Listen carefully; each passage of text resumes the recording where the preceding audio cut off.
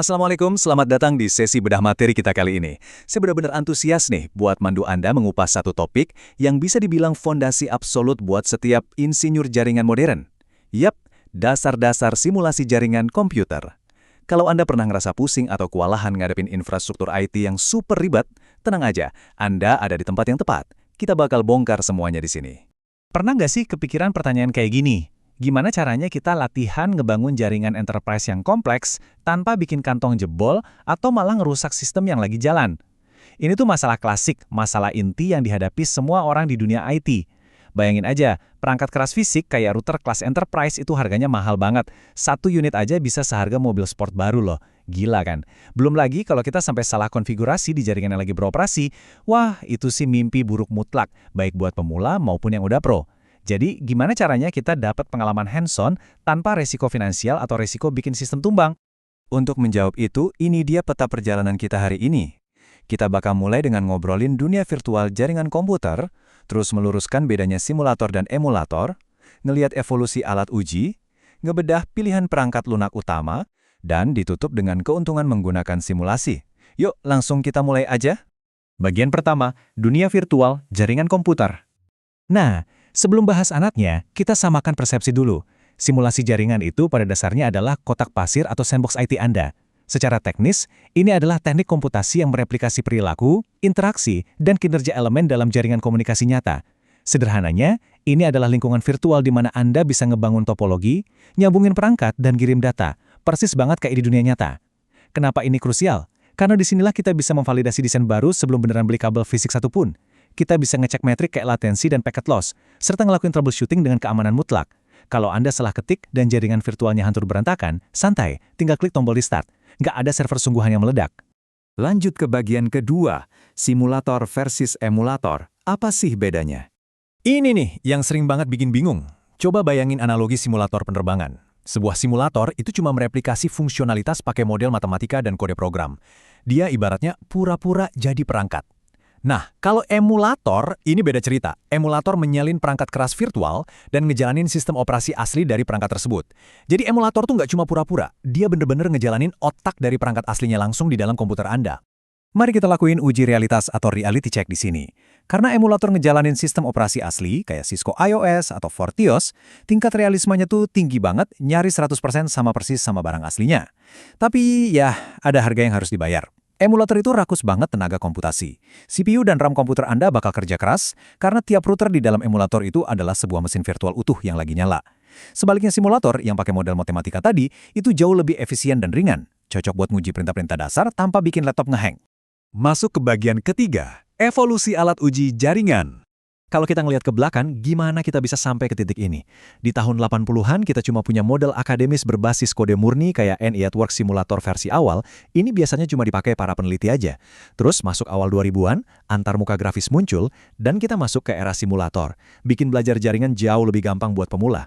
Tapi terobosan terbesarnya ada di dekade terakhir ini. Berkat teknologi virtualisasi dari VMware dan KVM, sekarang kita benar-benar ada di era emulasi. Anda bisa ngejalanin puluhan router dari berbagai vendor di satu laptop. Ini beneran revolusi sejati dalam pembelajaran IT. Bagian keempat, pilihan perangkat lunak utama. Mari kita intip gudang senjata yang bisa Anda pakai sekarang. Kalau Anda baru banget mulai nyebur ke dunia ini, misalnya lagi persiapan sertifikasi CCNA, kenalin nih sahabat terbaik Anda, Cisco Packet Tracer. Antarmuka drag and drop-nya super intuitif. Karena dia ini murni simulator, dia nggak butuh banyak memori komputer, gratis, dan gampang banget diinstal. Tapi ingat ya, dia cuma niru fungsionalitas dasar dan khusus cuma buat ekosistem perangkat Cisco aja. Ingin melangkah lebih jauh? Coba lirik PNet Lab. Ini adalah pendekatan modern yang basisnya web browser. Anda tinggal install servernya dan Anda bisa akses topologi jaringan yang super kompleks langsung dari Chrome atau Safari Anda. Ini adalah emulator sejati yang multi-vendor low, artinya Anda bisa menggabungin router Cisco sama Mikrotik, Juniper, dan Fortinet di dalam satu lab yang sama. Kalau Anda lagi ngejar CNPP atau sertifikasi lanjutan lainnya, ini ideal banget. Masih di kelas berat yang sama, kita punya FENG. Ini bisa dibilang standar akademis dan profesional yang udah salat mapan. FENG terkenal karena kemampuannya ngejalanin hampir semua image sistem operasi virtual, entah itu format QEMU ataupun Docker. Versi profesionalnya punya manajemen multi-user yang luar biasa tangguh, makanya ini jadi pilihan utama buat lembaga pelatihan atau universitas yang harus mengelola banyak siswa sekaligus. Tentu aja kita nggak bisa ngelupain sang veteran GNS3. Alat ini udah lama banget ada dan terkenal banget karena modularitasnya. Keunggulan utama GNS3 itu kemampuannya yang sangat fleksibel buat ngejembatinin lab virtual Anda dengan jaringan fisik atau lingkungan cloud di dunia nyata. Jadi, Anda bisa tuh menghubungin router virtual di layar ke perangkat keras nyata yang lagi nongkrong di atas meja kerja Anda. Keren kan? Nah, sekarang saya mau nanya langsung nih ke Anda. Apa sih tujuan spesifik Anda saat ini? Ini bakal jadi peta jalan Anda.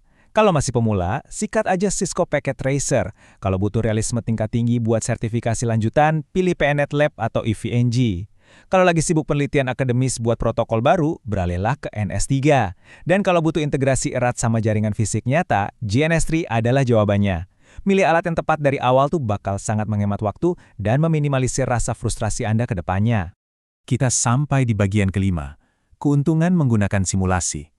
Mengapa industri sangat bergantung pada ini? Benefitnya tuh masif banget. Pertama, efisiensi modal. Anda butuh biaya nol buat perangkat keras kelas industri. Benar-benar menghemat anggaran. Kedua, ini adalah lingkungan yang bebas risiko. Anda bisa nguji pembaruan sistem tanpa keringat dingin takut bikin koneksi kantor offline. Ketiga, dan ini pasti seru banget buat praktisi keamanan siber, Anda bisa melepaskan simulasi serangan virus atau DDoS di dalam lab virtual ini buat ngelihat gimana pertahanan Anda bereaksi dan semuanya 100% aman. Terakhir, Anda punya akses yang super fleksibel. Mau nge-lab dari kafe, dari rumah, kapan aja, bebas. Sebagai penutup, saya mau ninggalin satu pemikiran provokatif nih buat Anda. Seiring komputer kita yang makin canggih, emulator sekarang udah mampu menjalanin OS perangkat yang benar-benar identik sama mesin fisiknya loh. Keakuratan perilakunya nyaris sempurna loh. Jadi, apakah di masa depan kita masih butuh beli perangkat keras fisik yang gede, panas, dan berisik itu cuma buat keperluan lab dan eksperimen? Ataukah dunia virtual ini pada akhirnya bakal ngegantiin hardware lab fisik sepenuhnya? Coba deh dipikirin sambil Anda mulai ngebangun lab virtual Anda sendiri. Terima kasih banyak udah gabung di sesi penjelasan hari ini. Semoga insight-nya bermanfaat dan selamat bereksperimen.